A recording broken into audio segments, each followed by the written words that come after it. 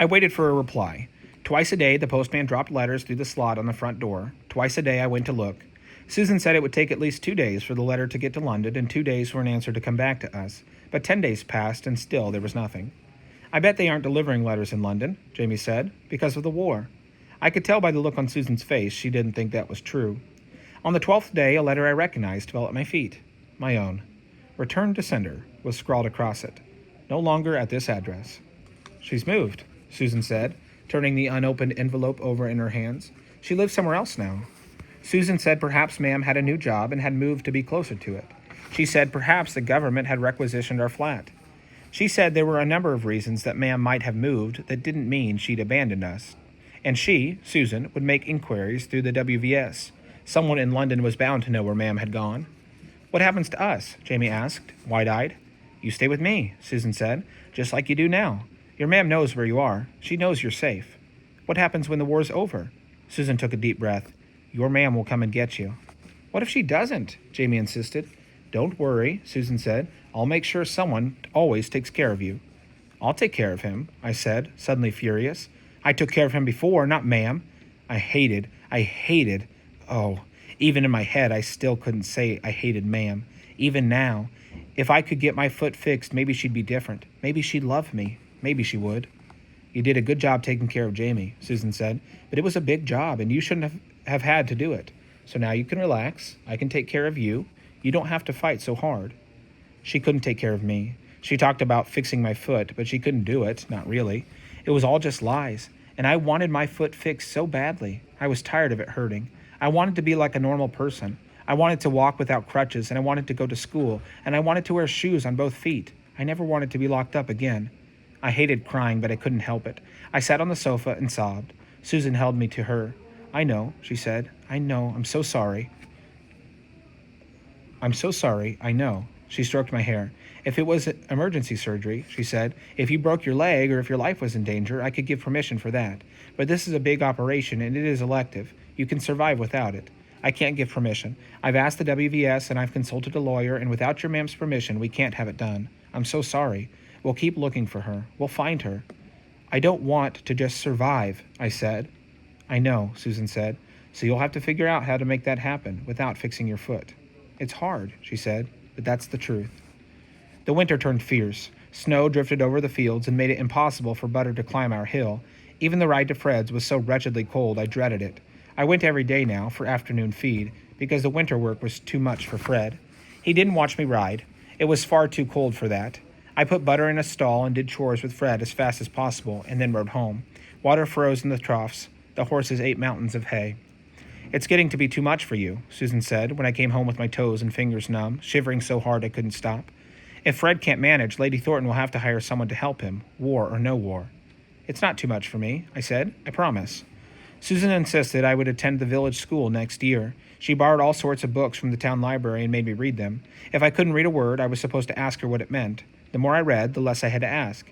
She started me on math and history, too. Our days went like this. Susan woke us up in the dark and cold. We washed up and dressed as quickly as we could. Downstairs, Jamie tended the fire in the living room while Susan worked the range. I went out to give Butter hay. After breakfast, Jamie washed the dishes by himself while Susan and I took the blackouts down. Then we had housework, reading, and sewing. Jamie played with Bovril on the rug. Lunch, school for Jamie, shopping for Susan, me helping Fred, more chores, then dinner. Susan would read out loud while she massaged my bad foot, and then we went to sleep under the mountain of blankets Susan had piled on our bed. Susan looked horrified when the first chilblains appeared on my bad foot. I shrugged. I always get them, I said. She shook her head at me and consulted Fred. He found a piece of stout leather meant for tack repair, and together he and Susan designed a sort of boot. I stepped my bad foot into it and buttoned it up along the side. It was loose, so I could wear extra stockings, and Fred oiled it until it stayed dry even in wet, mushy snow. That kept the chilblains from getting worse. They didn't heal, however, which distressed Susan. I don't know why, I said. They're not bad. They must hurt, she said. I shrugged. They did, and the itching sometimes kept me awake nights, but I couldn't do anything about it. My foot always hurts, I said. Always get chilblains in the winter. Usually I get them on my hands as well. Next winter, Susan said, we'll stop them before they get started. There must be some way. I looked at her. Will I be here next winter?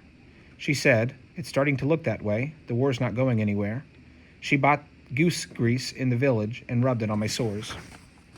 Stephen's colonel invited me for tea again, and this time I went.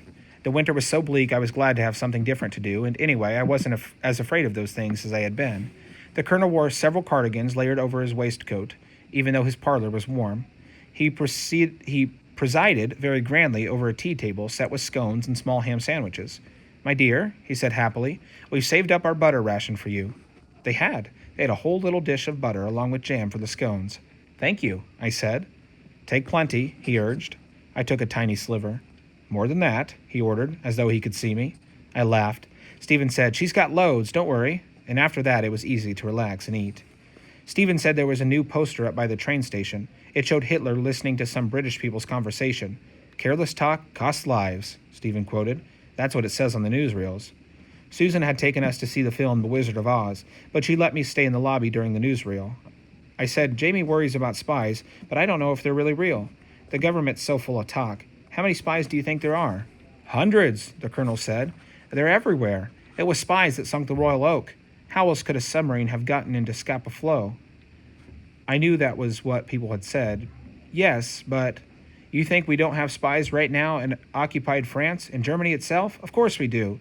Stands to reason they'd have sent spies here." I told him how I always looked out from the top of the hill, from where I could see such a long way. He nodded. "You keep a lookout everywhere," he said. "I tell Stephen, pay attention to everything. You never know. One word in German, one false move." Stephen, grinning, helped me to another scone. I grinned back. Posters or newsreels or spies notwithstanding, it was hard to sit in a warm parlor with snow falling outside and really believe in the war. But by the end of January, German U-boats had sunk 56 ships in that month alone. Most were cargo ships trying to bring food and supplies to England. In February, the Germans sunk another 51. Then shops looked sparse, coal supplies ran low, and the weather bore down on us like a cold, heavy weight. We went to bed earlier and slept later in the morning, just to avoid the black misery, until finally the days began to brighten.